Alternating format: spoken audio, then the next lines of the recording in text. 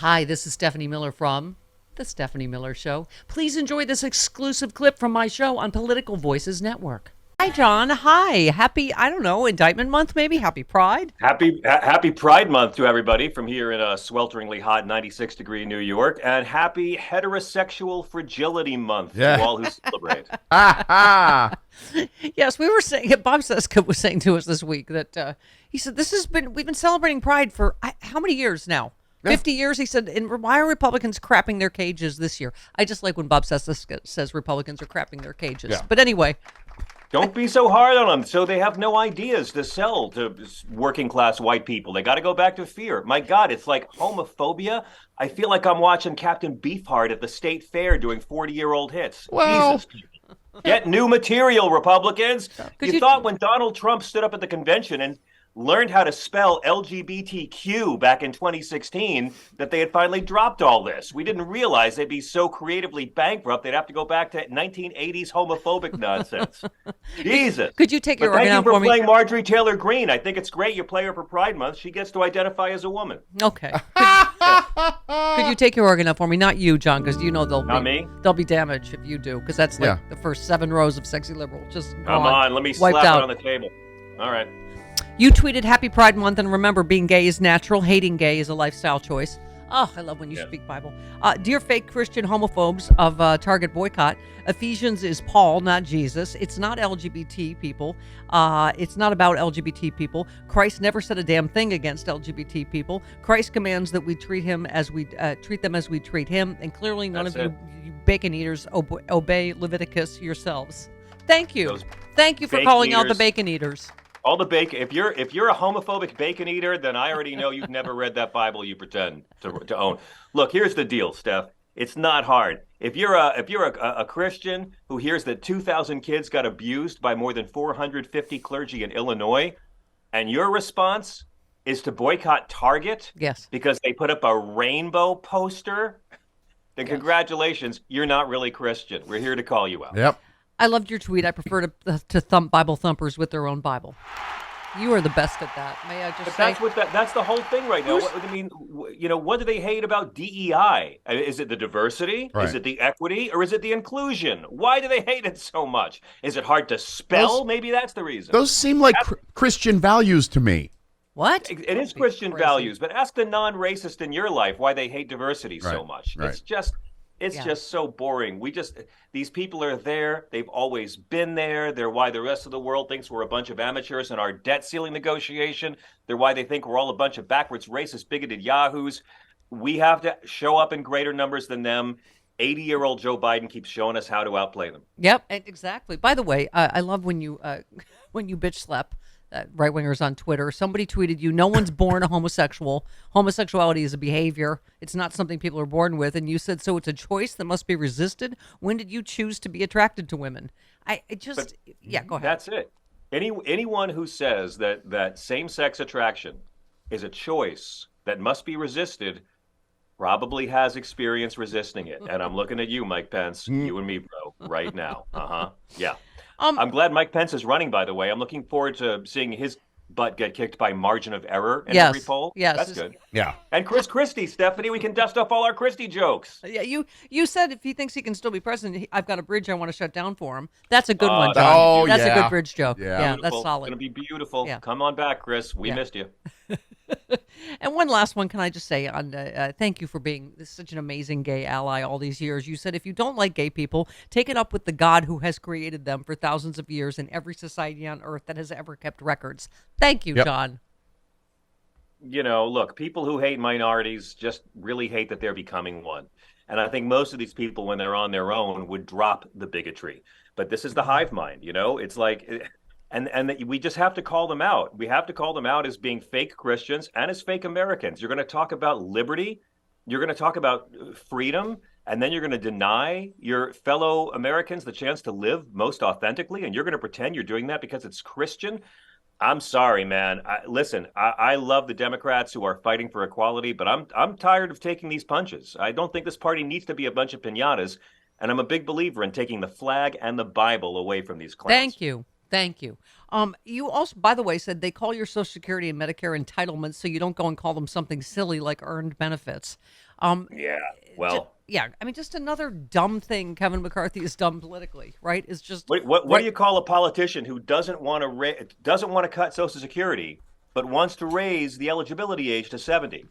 Someone who wants to cut Social Security. Don't let him get away with it. Right, exactly.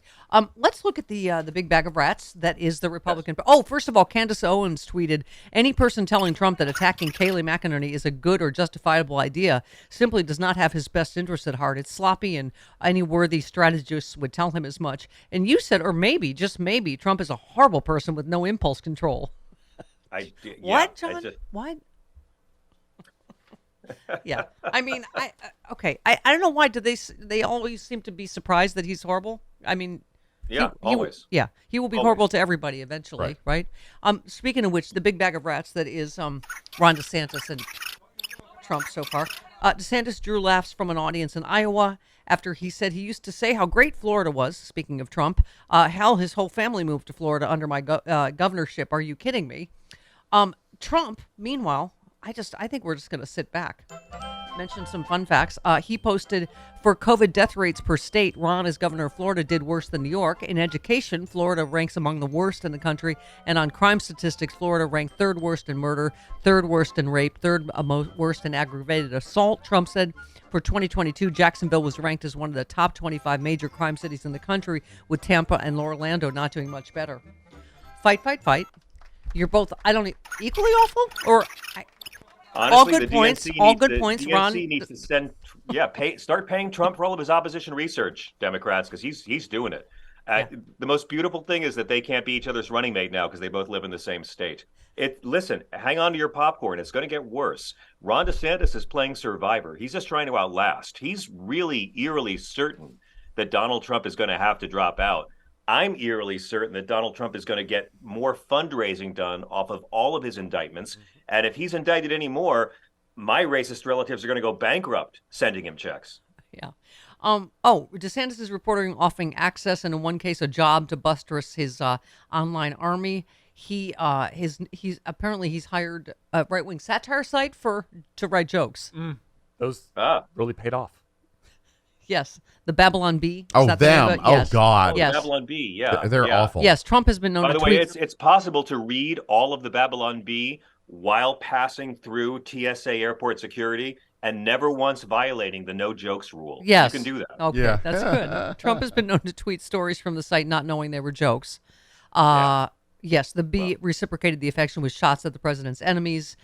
Trump supporter Laura Loomer spotted a payment from DeSantis' PAC to the Bee during the governor's race. The money was for, quote, joke / speech writing, which right wing seems to, as we've talked about before, they seem to have a hard time, John, with the whole humor, jokes, humor, funny. Well, because it's all about attacking down on the humor level and on the policy level. You go to a comedy club and you hear someone do material about the homeless. It's icky. It's awful. Yeah. It's punching down at someone in society with less power than you.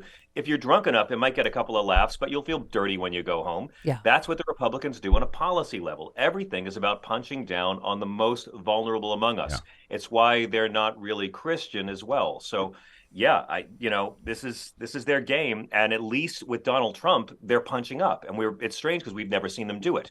Chris Christie's whole campaign is going to be trying to beat up on Donald Trump. The other bully. And everyone's going to be like, oh, look how far Chris Christie's come. But Chris Christie was blindly obedient to Donald Trump for totally selfish reasons. Now he's attacking Donald Trump for totally selfish reasons. Like Lindsey Graham, he hasn't evolved at all. Yeah. By the way, what? Oh, sorry. Oh, I thought you were... No, Chris was diving under the thing. I was like, what, did I say something? No, my rug was caught in my chair. Pardon me. Okay. Your rug? Yes. What? Huh? Oh, anyway, hey, John, you know what makes you feel dirty, but in a good way? Sexy Liberal Show. Yeah. What? We just announced for Chicago, DNC, next August. Get your tickets early. VIP tickets are already gone for the Only 23 show. You got to get your tickets now. SexyLiberal.com. The Vic Theater, August 17th, 2024 in Chicago. Yes. We will be there broadcasting live from the DNC. And they make good Father's Day presents. They do. Yes. For next Father's Day. My dad liked to leave for the airport like 7 months early.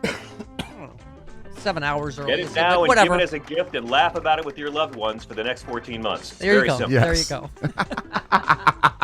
We love you, John. John's a fantastic show. Tell me everything right here on the best Team Progress on Sirius XM.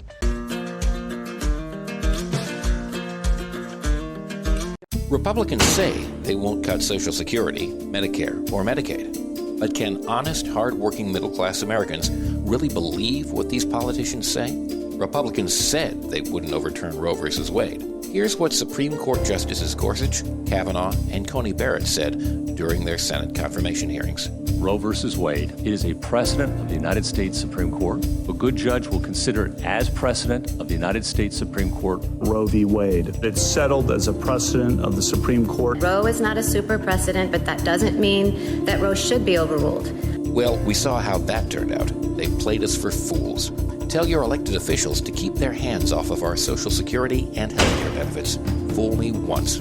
Let Majority Rule was responsible for this message. LetMajorityRule.org is a project of the Marvin Lucas Super PAC, which is responsible for and paid for this ad and is not affiliated with or authorized by any political campaign or candidate or candidates committee.